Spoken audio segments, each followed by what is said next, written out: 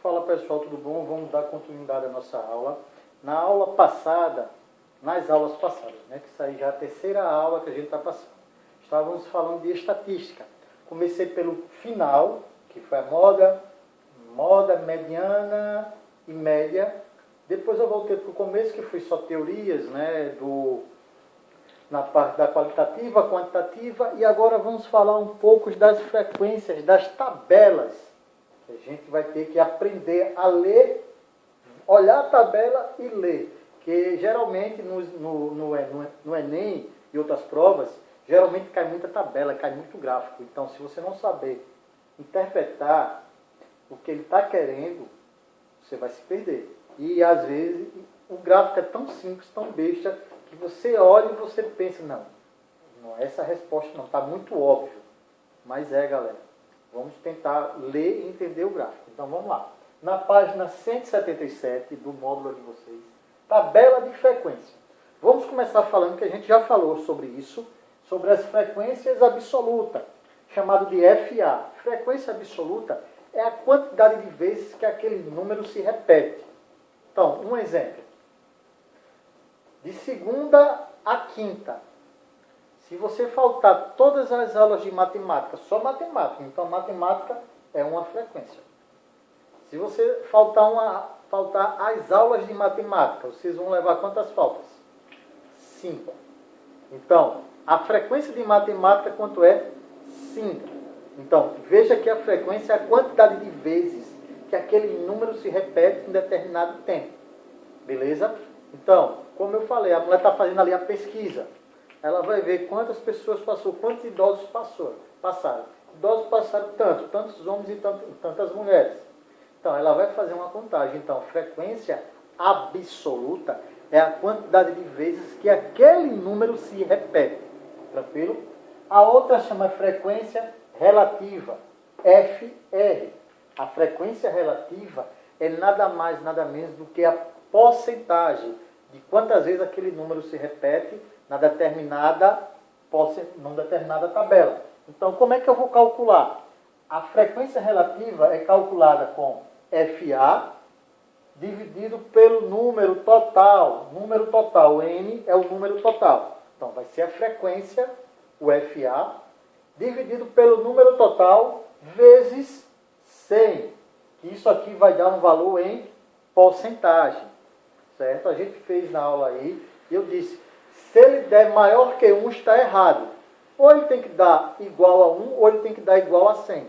Pode ser 0,0009, 0,9, 0,999. Nunca pode dar um valor muito diferente de 0,98 ou 99 ou 98. Não pode ficar próximo. Por que eu estou falando de 1 e 100? Porque se você não colocar vezes 100, vai dar um número muito grande. Se você fizer vezes 100, vai dar um número pequeno. Tranquilo? Então, aí você pode usar ele como menor que 1 ou maior que 1. Geralmente o mais usado é menor que 1. Certo? Então, se ele der o mais próximo de 1, tá beleza. Se der 0,98, alguma coisa está meio troncha. Você esqueceu alguma coisa. Como a gente aproxima muito, é uma frequência relativa. É uma coisa relativa, não tem aquela coisa certa. E frequência acumulativa. O FAC, que a gente chama, FAC, FAC, que é a frequência acumulativa. Você vai acumulando os valores. Se lembra que eu falei uma vez que sempre começa com o mesmo valor da frequência relativa? Não estou lembrando não, então vamos passar para cá. Então aqui tem uma tabelinha dos números. Então, chamei esse número aqui de X, pode chamar de qualquer número. 3, 4, 5 e 6. O FA eu falei, a quantidade de vezes que ele se repete. Então, o 3 está se repetindo quantas vezes aqui? 1. O 4, 3. O 5 está se repetindo quantas vezes? 4. E o 6, quantas vezes? 8. O que é o FAC? O FAC é a acumulação, é a frequência acumulativa. Você vai acumulando, acumulando. Geralmente, o FAC vai dar o mesmo valor do total. Vamos olhar. Sempre repete primeiro, né? O FAC primeiro aqui foi 1. 1 mais 3, 4. 4 mais 4, 8. 8 mais 8, 16, que é o total. Entendeu? Você vai pegando, vai fazendo aquele negocinho que eu ensinei a vocês. Faz isso aqui, ó. Esse mais esse é igual a esse mais esse é igual a esse mais esse é igual a esse. Isso aí chama frequência acumulada. Agora vamos falar para frequência relativa. Que é a frequência relativa? Qual é a fórmula? FR é igual a FA dividido por N vezes 100. Não é complicado não, galera. Quando vocês começarem a botar na cabeça... Então, quem é o FA aqui? 1. Quem é o total? 16. Vai ficar 1 dividido por 16. Vai dar o número 0,0000 alguma coisa. Você multiplica isso aqui por 100, aí vai dar um resultado em porcentagem. Aí vai fazer quem é o outro? 3 dividido por 16. Vezes 100. Quando você dividir vezes 100, vai dar um resultado em porcentagem. Depois vai ficar 4 dividido por 16. Vai pegar o resultado vezes 100, um número em porcentagem. 8 dividido por 16. Vai dar um resultado vezes 100, vai dar um número em porcentagem. Essa é a primeira parte da tabela, certo?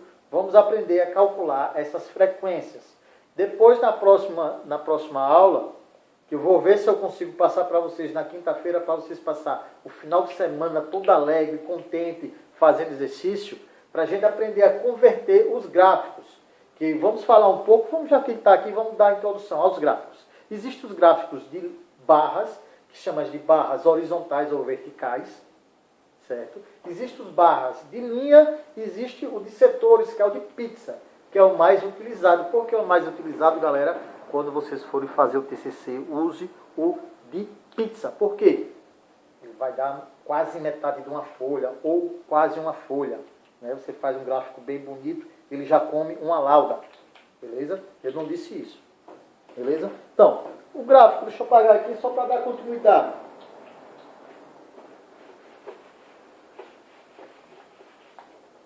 O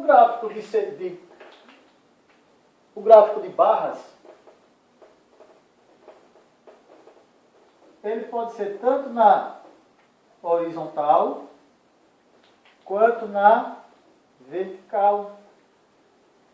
São os gráficos usados, né, para você determinar. Tem vários tipos de atividades, né? Você pode identificar tipo a porcentagem de mortalidade, natalidade. Geralmente vocês vê muito isso aqui na caderneta das crianças, quando vai tomar vacina dos menores, né? Você vê muito isso aqui, aí tá assim, aí vai crescendo, né? Aí depois vai diminuindo. Você vê muito esse tipo de gráfico nas cadernetas de criança. Porque para a mãe e para o pai vai ficar mais fácil saber ler esse tipo de gráfico. Porque ele pode dar tanto linhas, tanto na vertical quanto na horizontal. A finalidade dele é a mesma. Certo? O outro gráfico é o gráfico de linhas.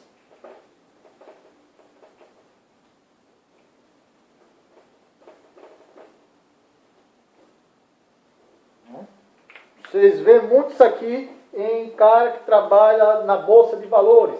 Subiu, desceu, tal, não sei o quê. Vê muito porque ele é um gráfico mais detalhado, mais específico. Ele é mais preciso, dizer assim, né? Então ele vai trabalhar com mais precisão. Isso aqui não, é com mais aproximação. Mas esse aqui é com mais precisão. Onde é que você vê muito isso aqui? No esporte, para saber se o cara está desenvolvendo mais rápido, desenvolvendo menos rápido. Galera, vocês aí que jogam o Play 2, né, o PS3, PS4, quando você for jogar o PES lá, tem lá rumo ao estrelato.